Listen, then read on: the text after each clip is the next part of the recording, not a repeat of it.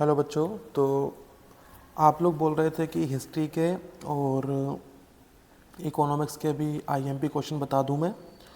तो उसके लिए जस्ट मैंने एक क्लास रिकॉर्ड कर रही है, आप इसमें देखना। ठीक है, हिस्ट्री के और इकोनॉमिक्स के हम आगे पढ़ेंगे। ठीक है, सोशल साइंस का हमारा एग्ज़ाम है, आप सभी को पता है ना। कुछ इंपॉर्टेंट क्वेश्चन है यहाँ पे। ठीक है, तो ये जो क्वेश्चन है ये हिस्ट्री और इकोनॉमिक्स के हैं। तो पहला चैप्टर है हमारा नेशनलिज्म इन इंडिया, ये हिस्ट्री का चैप्टर है। ठीक है, ये हिस्ट्री का चैप्टर है। आगे देखते हैं तो कौन कौन से इसमें आईएमपी क्वेश्चन है, बस मैं ओनली क्वेश्चन ही बताऊंगा। ठीक है, तो ये जो चैप्टर है चैप्टर नंबर 9, ये बहुत इंपॉर्टेंट है। क्यों? क्योंकि 2 और 4 मार्क्स के एक एक क्वेश्चन यहाँ से आएंगे, मतलब 7 मार्क्स का ये पूरा चैप्टर है। ठीक है, एक ऑब्जेक्टिव आएगा। तो कौन कौन से क्वेश्चन आपको यहाँ से पढ़ना है? पहला क्वेश्चन है रोलेट एक्ट, यहाँ पे पढ़ना है, जो 1919 में इनेक्ट किया गया था। ठीक है, और रोलेट एक्ट का ऑब्जेक्टिव क्या था? ऑब्जेक्टिव यहाँ पे ये था कि आप it was the law according to which any person could be detained and imprisoned without trial for 2 year. मतलब 2 साल के लिए रोलेट एक्ट में किसी को भी बिना ट्रायल के अरेस्ट करना, ये इसका मेन मोटिव था। ठीक है, आप परीक्षा अध्ययन के 84 पेज नंबर पे इसको देख पाओगे। आगे देखो, अब आगे अगला है राइट अबाउट बारडोली सत्याग्रह। आपको बारडोली सत्याग्रह पढ़ना है यहाँ पे। इसके बाद आपको पढ़ना है साइमन कमीशन बॉयकॉट क्यों हुआ था। ठीक है ना, ये क्वेश्चन नंबर 7 है। नंबर भी यहाँ पे एग्जैक्ट सेम डाले हुए हैं मैंने परीक्षा अध्ययन वाले। 8वां पढ़ना है when and where was the aim of Purna Swaraj adopted. पूर्ण स्वराज जो था वो कब एडोप्ट किया गया था। अगला question write 4 views of Gandhi ji on satyagraha. ये 4 नंबर का क्वेश्चन है। ठीक है, इसलिए 4 व्यूज़ बताने हैं यहाँ पे। ये किसका है? ये तो ये शॉर्ट का 5वां आंसर है परीक्षा अध्ययन में। ओके, अगला जो क्वेश्चन है हमारा वो रहेगा हमारा जलियांवाला बाग मैस्करे। ठीक है भाई, ये 4 नंबर का, ये भी क्वेश्चन 4 नंबर का है। ठीक है, अगला है right the 4 reason of the non cooperation movement.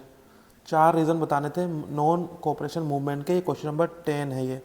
Okay, ये 4 नंबर के क्वेश्चन थे, क्योंकि 4 मार्क्स के क्वेश्चन भी पढ़ना पड़ेगा, इंपॉर्टेंट है। ठीक है, चलो इसके बाद हमें क्या करना है, अगला क्वेश्चन देखें क्या। अगला एक और क्वेश्चन है क्वेश्चन नंबर 6। ठीक है, 4 नंबर में हमें पढ़ना पड़ेगा थोड़े से, ये लॉन्ग का 6 है। ठीक है, describe the civil disobedience movement. यहाँ पे हमें सिविल डिसओबीडियंस मूवमेंट को डिस्क्राइब करना है। एक और क्वेश्चन है बस यहाँ पे last, right the 4 reason of rise of modern nationalism in India. ठीक है, ये इतने क्वेश्चन है 4 मार्क्स के, लॉन्ग आंसर। ठीक है, आगे देखें फिर अगला चैप्टर है हमारा the making of the global world, chapter number 10। ठीक है, अब इसमें से क्या क्या आएगा, तो इसमें 2 नंबर का एक प्रश्न आएगा बस, मतलब इसके ओनली वेरी शॉर्ट क्वेश्चन हमें पढ़ना है। तो कौन कौन से वेरी शॉर्ट आप पढ़ोगे? पहला कॉर्न लॉ आपको अच्छे से याद करना है। ठीक है, अगला आपको कौन कौन से अलाइज थे फर्स्ट वर्ल्ड वॉर में, वो आपको याद रखना पड़ेगा। ठीक है, ब्रिटेन, फ्रांस, रशिया। ठीक है, ओके। आगे क्वेश्चन नंबर 7 यहाँ पे वीटो पावर क्या होता है, बहुत इंपॉर्टेंट सवाल है यहाँ पे। ठीक है, अगला टैरिफ है ना, टैरिफ क्या होता है ये आपको याद करना है। Tariff is a tax impose on a country imports from the rest of the world. मतलब जो कंट्री इंपोर्ट करती है वो टैरिफ लगाती है दूसरी कंट्री पे, है ना। मतलब कि मान लो हमें कोई सामान बाहर बेचना है, या फिर बाहर का सामान हमारे यहाँ पे इंपोर्ट हो रहा है, तो हम उस पर टैरिफ लगा सकते हैं। जैसे अमेरिका की कोई कार है ना, अभी बहुत न्यूज़ में चल भी रहा है ये, कोई अमेरिका की कार है वो इंडिया में आना चाहती है। मान लो उस कार का प्राइस है 20 लाख। ठीक है, तो उस 20 लाख पे मान लो हमारी इंडियन गवर्नमेंट 100% टैरिफ लगाती है। ठीक है, तो अगर 100% टैरिफ लगेगा तो वो कार कितने की हो जाएगी? 40 लाख की हो जाएगी। तो टैरिफ एक तरह का टैक्स होता है जो कि एक कंपनी दूसरी कंपनी के ऊपर लगाती है। क्वेश्चन नंबर 9 देखेंगे। क्वेश्चन नंबर 9 है trade through the silk route. Silk route से जो ट्रेड होते थे स्टार्टिंग में, वो कौन कौन से थे, है ना, क्या क्या चीज़ ट्रेड होती थी।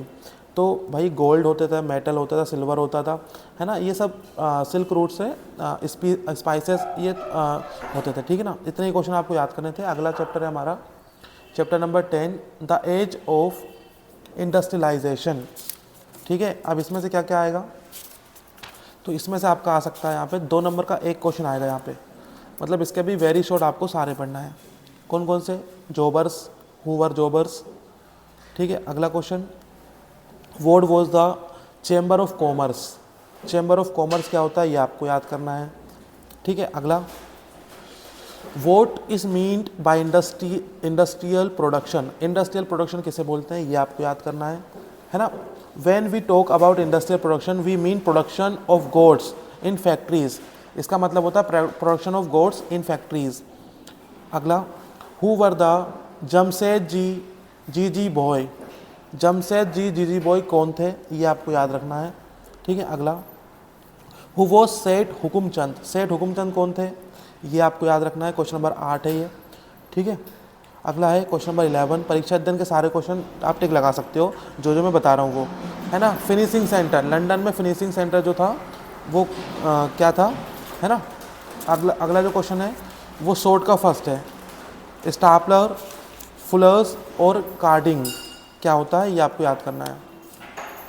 चलो भाई अगला चैप्टर, हम चैप्टर 10 प्रिंट कल्चर, सॉरी ये चैप्टर 10 नहीं है, ये चैप्टर 12 है ना, 10 लिखा गया होगा गलती से। Print culture and modern world, chapter 12 परीक्षा अध्ययन, है ना। चलो तो 2-2 मार्क्स के 2 क्वेश्चन यहाँ पे आएंगे, मतलब इसके वेरी शॉर्ट और शॉर्ट भी हमें थोड़े बहुत ध्यान में रखना पड़ेगा क्योंकि 2-2 क्वेश्चन मतलब 4 क्वेश्चन आएंगे, है ना। तो पहला क्वेश्चन है उलामा और फतवा, याद करना है ना। अगला है प्लेटन, प्लेटन क्या होता है याद करना है आपको। गाथा गीत क्या होता है ये आपको याद करना है, ठीक है। इसके बाद अगला, famous writer of 19th century, ठीक है, कौन कौन थे, कैलाश बैशिनी देवी एंड पंडिता रामाबाई। अगला क्वेश्चन नंबर 1, शॉर्ट का 1 है ये, प्रिंटिंग टेक्नोलॉजी फर्स्ट डेवलप, कौन सी कंट्री ने डेवलप की थी सबसे पहले, है ना। तो यहाँ पे चाइना, जापान और कोरिया, ठीक है। आगे अगला, गुटेनबर्ग प्रेस, 8वें का पहला, बहुत इंपॉर्टेंट है ये गुटेनबर्ग प्रेस। अगला आपको याद करना है 2 consequence of print culture, question number 4 है ये, है ना, लॉन्ग का 4 है ये, ओके। इसके बाद और क्या करना है, इसमें से एक और क्वेश्चन है, meaning of chap book, chap book का मीनिंग क्या है, ये वेरी शॉर्ट का सेकेंड है ये, ठीक है। अगला है who was Gutenberg, who was Gutenberg, ये अपना 5वां क्वेश्चन है। अब ये 5वां क्वेश्चन किसका है यहाँ पे, ये शॉर्ट का 5वां है, शॉर्ट का, ठीक है ना। इतने क्वेश्चन आपको यहाँ से याद करना है। अगले पेज पे चलते हैं, अगला चैप्टर नंबर 19, ठीक है। चैप्टर नंबर 19 का नाम क्या है हमारा, sector of Indian economics, sector of Indian economics, just a second. Chapter number 19 जो हमारे पास है ये हमारा इकोनॉमिक्स का चैप्टर है, ठीक है। तो अब हम यहाँ पे इकोनॉमिक्स करेंगे। 19 में हमें 2 नंबर का एक सवाल आएगा, मतलब वेरी शॉर्ट हमें यहाँ से पढ़ना है, ठीक है। कौन कौन से क्वेश्चन यहाँ से पढ़ना है देख लो आप। पहला है इंफ्रास्ट्रक्चर क्या होता है, पहला नहीं है, 3rd है ये वेरी शॉर्ट का, ठीक है। हमारे पास पहला है। 4th करना है आपको नॉलेज बेस्ड सोसाइटी किसे बोलते हैं। इसके बाद आपको करना है 5th सर्विस सेक्टर क्या होता है, इंपॉर्टेंट है 5th वाला, वेरी इंपॉर्टेंट, ठीक है। अगला, what do you mean by under employment, under employment का मतलब क्या होता है, ठीक है, अच्छे से याद करना है। फाइनल प्रोडक्ट किसे बोलते हैं ये आपको याद करना है। प्राइमरी सेक्टर, टर्शियरी सेक्टर के बारे में आपको बताना है, ये शॉर्ट का 8वां है ना, शॉर्ट का। चलो अगला है ओपन अनएम्प्लॉयमेंट, ये 10वां है शॉर्ट का, और डिस्कस अनएम्प्लॉयमेंट आपको अच्छे से याद कर लेना है। इसके बाद एक और क्वेश्चन शायद होगा यहाँ पे, नहीं है ना, इकोनॉमिक्स का चैप्टर स्टार्ट हो चुके हैं, इतना ही क्वेश्चन आपको याद करना है। अगला जो हमारे पास चैप्टर है, चैप्टर नंबर 20, नाम है इसका मनी और क्रेडिट, ठीक है। 3 नंबर का एक सवाल यहाँ से आएगा। तो पहला है रोल ऑफ लोन डिपार्टमेंट, ठीक है, ये पहला नहीं है, यहाँ पे वेरी शॉर्ट का 5वां है।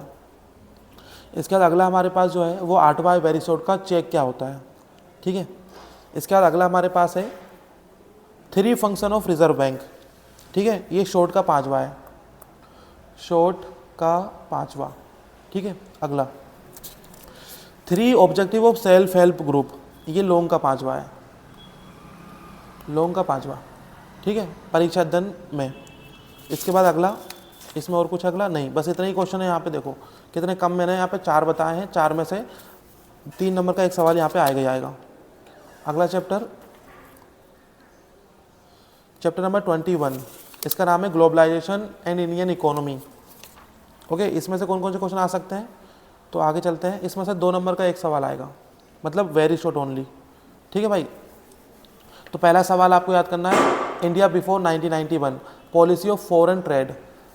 फॉरेन ट्रेड की क्या पॉलिसी थी 1991 तक। आगे मल्टीनेशनल कंपनीज़ के बारे में यहाँ पे पूछा है, ठीक है, MNC है ना। आगे 5वां सवाल, बैड इफेक्ट ऑफ ग्लोबलाइजेशन।